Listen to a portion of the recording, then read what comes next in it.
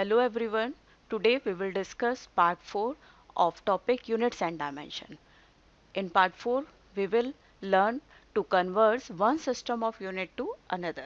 इसमें आप एक सिस्टम ऑफ यूनिट्स को दूसरे सिस्टम ऑफ यूनिट में कैसे कन्वर्ट कर सकते हैं.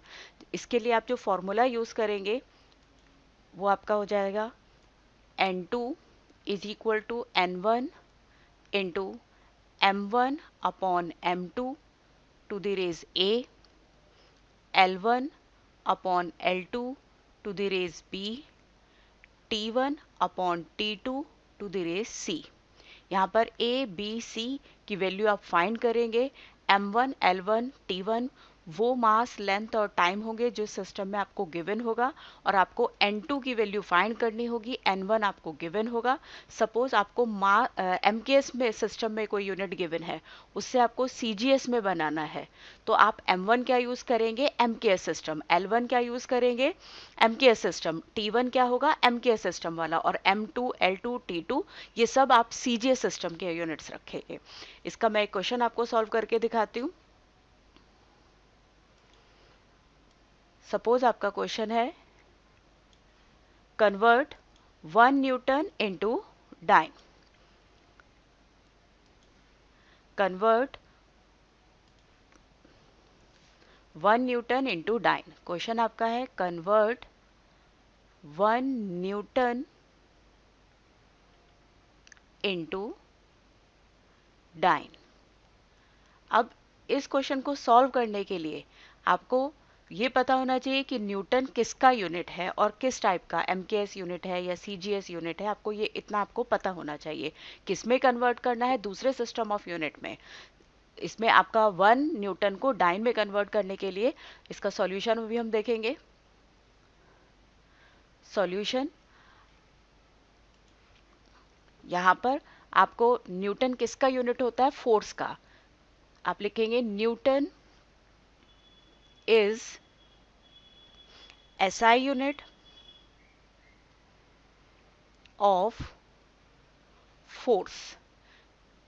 अगर न्यूटन फोर्स का यूनिट है तो डाइन भी फोर्स का ही यूनिट होगा. एक ही क्वांटिटी के फिजिकल यूनिट को आप एक सिस्टम से दूसरे सिस्टम में कन्वर्ट कर सकते हैं.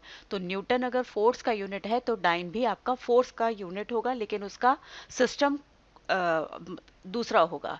तो आप लिखेंगे dine is CGS system.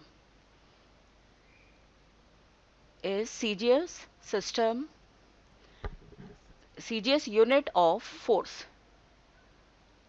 Sorry, newton is SI unit of force, dyne is CGS unit of force. अब ये दोनों फोर्स के यूनिट हैं, तो फर्स्ट स्टेप आप ये देखेंगे कि न्यूटन किस क्वांटिटी का यूनिट है. तो न्यूटन किसका यूनिट है, फोर्स का. और किस सिस्टम में यूनिट है, SI सिस्टम में यूनिट है. तो डाइन भी आपका फोर्स का ही यूनिट होगा और उसका सिस्टम क्या हो जाएगा, CGS system.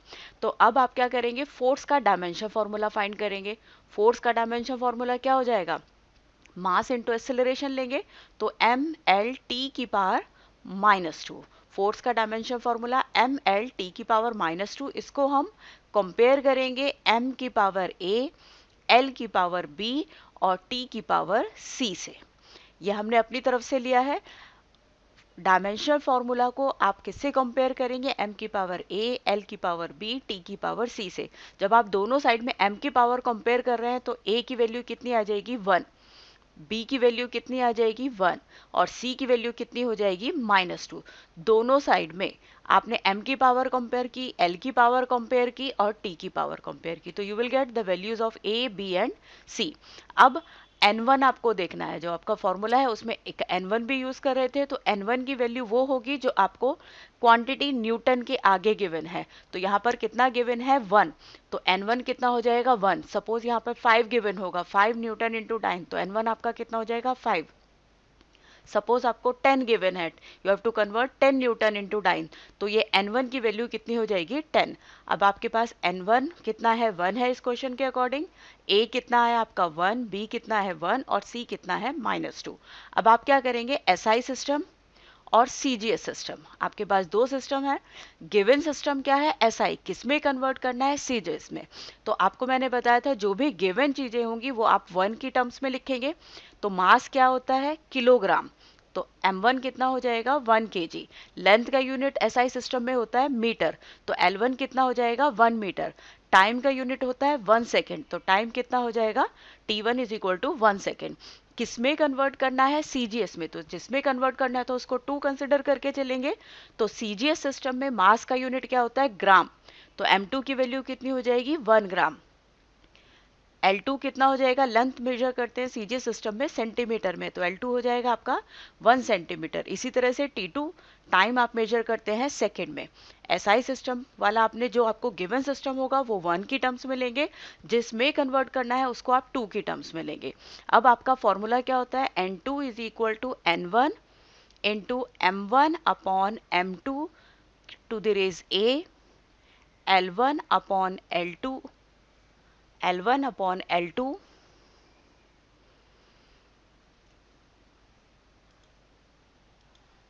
to the raise B and multiply में T1 upon T2 to the raise C। अब आपके पास M1 की वैल्यू है, M2 की वैल्यू है, N1 है, A है, L1 L2 की भी वैल्यू है, B आपको फाइंड किया आपने ऊपर, T1 T2 की भी वैल्यू है और C की वैल्यू -2। ये सारी वैल्यूज आप कहाँ पुट करेंगे, इस फॉर्मूले में पुट करेंगे। तब आपको क्या मिलेगा, N1 की जगह आप क्या पुट कर देंगे 1, N1 is equal to 1 into में क्या है M1 आपका कितना है 1 kg, तो आप लिखेंगे 1 kg। यहाँ पर स्पेस पूरा नहीं हो रहा है, मैं साइड में लिख रही हूँ जिससे आपको कोई कंफ्यूजन ना हो। एक मैं लाइन ड्रॉ कर दूंगी। Now I will put the values. N2 is equal to 1 into M1 आपके पास कितना है 1 kg, आपने पुट किया 1 kg अपॉन M2 कितना है आपका 1 ग्राम, आपने क्या पुट किया 1 ग्राम।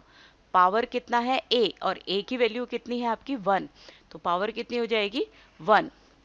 इसके बाद आपकी क्या है L1, L1 कितना है 1 मीटर अपॉन L2, L2 कितना है 1 सेंटीमीटर और पावर आपकी B कितना है आपका 1। इसी तरह से T की वैल्यू आप पुट करेंगे T1 1 सेकेंड अपॉन 1 सेकेंड और पावर कितनी है -2, 1 अपॉन 1 1 आ जाएगा और 1 की पावर -2 हो जाए -3 हो जाए, वैल्यू 1 ही रहेगी।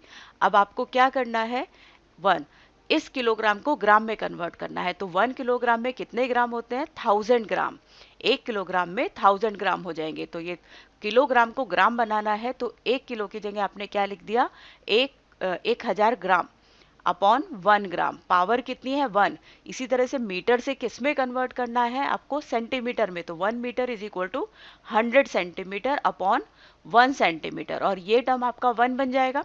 यहाँ ग्राम से ग्राम कैंसिल होगा, सेंटीमीटर से सेंटीमीटर, तो N2 की जो वैल्यू है आपके पास 1000 इंटू 100, आप इसको आप क्या लिख सकते हैं 10 की पावर 5। N2 कितना आ गया आपका 10 to the power 5।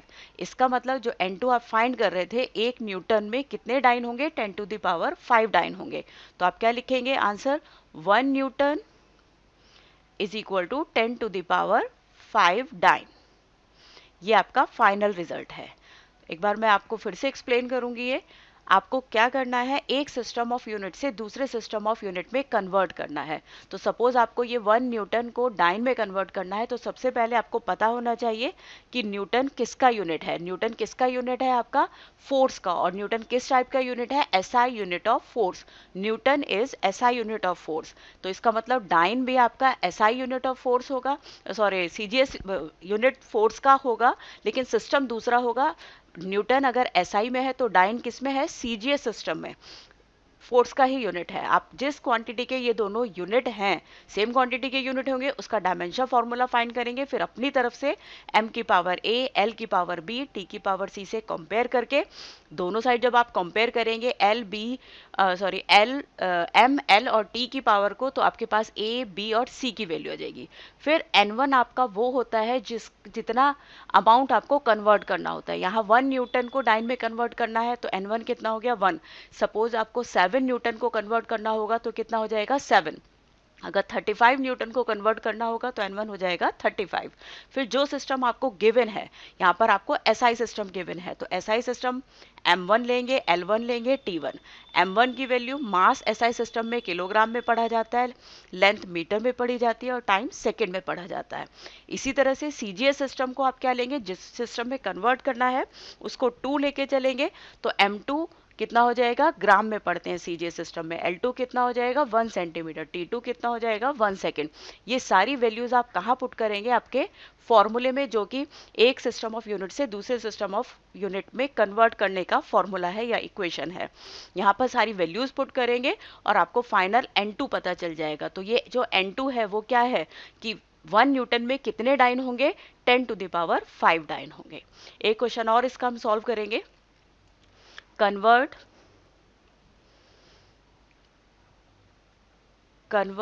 1 joule into अर्क। अब जूल किसका ऐसा यूनिट है, आपका जूल किसका यूनिट होता है, आपका वर्क डन का। तो इसका मतलब आपका अर्क भी वर्क डन का ही यूनिट है। तो सबसे पहला काम, जूल किसका यूनिट है, वर्क डन का। तो joule is SI unit of work done या फिर वर्क। तो अर्क भी आपका वर्क डन का ही यूनिट होगा। तो अर्क is CGS unit of work. अब दोनों किसके यूनिट है, वर्क के। तो आप क्या फाइंड करेंगे, वर्क का डायमेंशन फॉर्मूला। तो वर्क डन या वर्क का डायमेंशन फॉर्मूला होता है आपका ML² T-2। ये हमने फाइंड किया था, आपको कल फाइंड करके बताया था हमने। तो फोर्स, वर्क डन क्या होता है, फोर्स इनटू डिस्प्लेसमेंट। फोर्स के लिए आप क्या लगाएंगे, ML T-2 और डिस्प्लेसमेंट के लिए L लगेगा, तो आपका आ जाएगा ML² T⁻²। तो ये डायमेंशन फॉर्मूला। फिर इसको आप किससे कंपेयर करेंगे, M की पावर A, L की पावर B और T की पावर C से। जब दोनों साइड में M की पावर कंपेयर करेंगे तो A कितना आ जाएगा, 1। L की पावर कंपेयर करेंगे तो B कितना आ जाएगा, 2। और T की पावर कंपेयर करेंगे तो C कितना हो जाएगा, -2। और यहाँ पर आप क्या कर रहे हैं, 1 जूल को कन्वर्ट कर रहे हैं अर्क में। तो N1 की वैल्यू क्या हो जाएगी, 1। अब आपको जो गिवन सिस्टम है, SI सिस्टम में है, किस में कन्वर्ट करना है, CGS सिस्टम में। तो SI सिस्टम में मास किस में पढ़ते हैं, किलोग्राम में। लेंथ L1 हो जाएगा 1 मीटर और टाइम किस में पढ़ते हैं, सेकेंड्स में। किस में कन्वर्ट करना है, M2 बनाएंगे उसको, किस में कन्वर्ट करना है, ग्राम में। L2 is equal to 1 centimetre, T2 is equal to 1 second. Same equation use करेंगे, N2 is equal to N1 into M1 upon M2 की power A, L1 upon L2 की power B, T1 upon T2 की power C। इस equation में आप ये सारी value put करेंगे, तब आपको क्या मिलेगा। इस साइड में मैं सॉल्व करूंगी।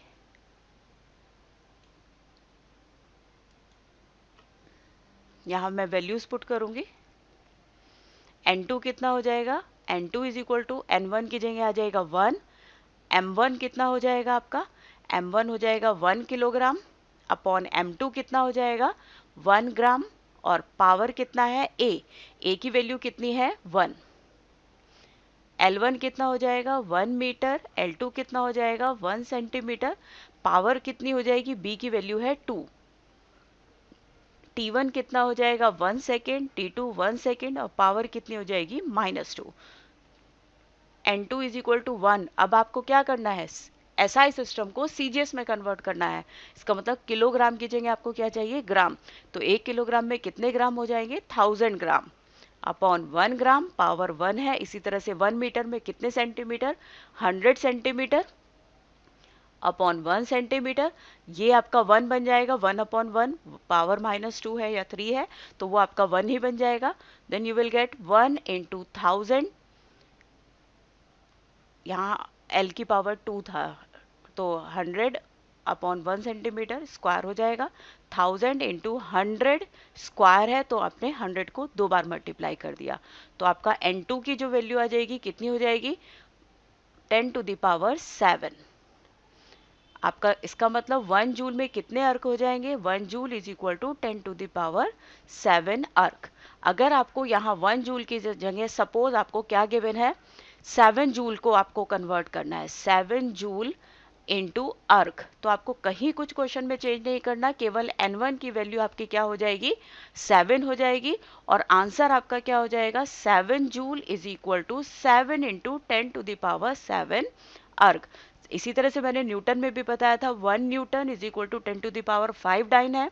अगर आपको वो 1000 न्यूटन कन्वर्ट कराते हैं, 1000 न्यूटन इंटू डाइन, तो आप 1000 इंटू 10 टू द पावर 5 करेंगे, इतने डाइन बनेगा, तो 10 टू द पावर 8 डाइन आपका आंसर आ जाएगा। ठीक है, जो भी वैल्यू जो भी गिवन है आपको, जूल के आगे अगर 1 लिखा है तो n1 आप 1 लेंगे, 7 लिखा है 7 लेंगे, 8 लिखा है n1 की वैल्यू 8। n1 की वैल्यू आपकी क्वेश्चन में चेंज हो सकती है, बाकी पूरा मेथड आपका सेम रहेगा। नेक्स्ट,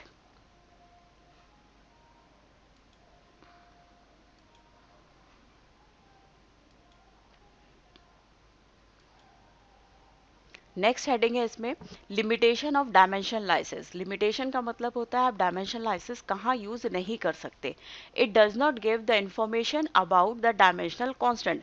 इसका मतलब होता है जो डायमेंशनल कांस्टेंट आप यूज करते हैं, सपोज आपका फोर्स डिपेंड कर रहा है मास पर और एक्सेलरेशन पर, तो ये आपका जो प्रोपोर्शनल का साइन है, जब आप ये हटाते हैं कांस्टेंट लगाते हैं, सपोज के मैंने लगाया, डायमेंशनल कांस्टेंट के है, तो इसकी वैल्यू आप डायमेंशनलाइसिस से फाइंड नहीं कर सकते। ये एक ड्रॉबैक है, मेजर ड्रॉबैक है डायमेंशनलाइसिस का। नेक्स्ट आपका है formula containing trigonometric function, exponential function, logarithm function et cetera can not be derived. जिस फॉर्मूले में साइन आ जाएगा या e to the power x वाले टर्म आ जाएंगे या लॉग आ जाएंगे, वो फॉर्मूले आप डिराइव नहीं कर सकते, क्योंकि ये जितने भी टर्म्स हैं ट्रिग्नोमेट्रिक वाले या एक्सपोनेंशियल टर्म्स होते हैं या लॉगरिथम होता है, उनका डायमेंशन फॉर्मूला नहीं है। तो ये डायमेंशन फॉर्मूला आप फाइंड ही नहीं कर सकते, लिमिट ये इसका मेजर लिमिट है, major limitation है, sorry. It gives no information about whether the physical quantity is scalar or vector. Dimensionalisis से आप फाइंड नहीं कर सकते कि जो आपको गिवन क्वांटिटीज हैं या जो आपका यूज आप क्वांटिटी कर रहे हो वो स्केलर है या वेक्टर है।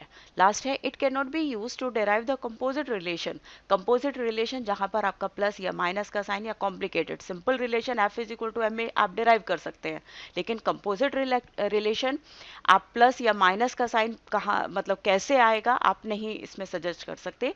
ये सारी की सारी लिमिटेशंस होती हैं डायमेंशनलाइसिस की। डायमेंशनलाइसिस आप कहाँ यूज़ नहीं कर सकते, जहाँ पर आपके लॉग वाले टर्म्स आते हैं, आपको इससे डायमेंशनल कांस्टेंट की वैल्यू नहीं पता है, आप ये नहीं पता कर सकते कि फिजिकल क्वांटिटी स्केलर है या वेक्टर है, जो आपको गिवन है स्केलर क्वांटिटी है या वेक्टर है। और it can not be use to derive composite relation. Composite relation जिसमें मोर देन 2 टर्म्स होती हैं, वो कंपोजिट रिलेशंस होते हैं, तो वो आप फाइंड नहीं कर सकते। Thank you so much. ये लास्ट टॉपिक था हमारा चैप्टर यूनिट्स एंड डायमेंशंस का। मेरा नेक्स्ट वीडियो आप देखना ना भूलें, मेरे चैनल को ज़रूर सब्सक्राइब करें। Thank you so much.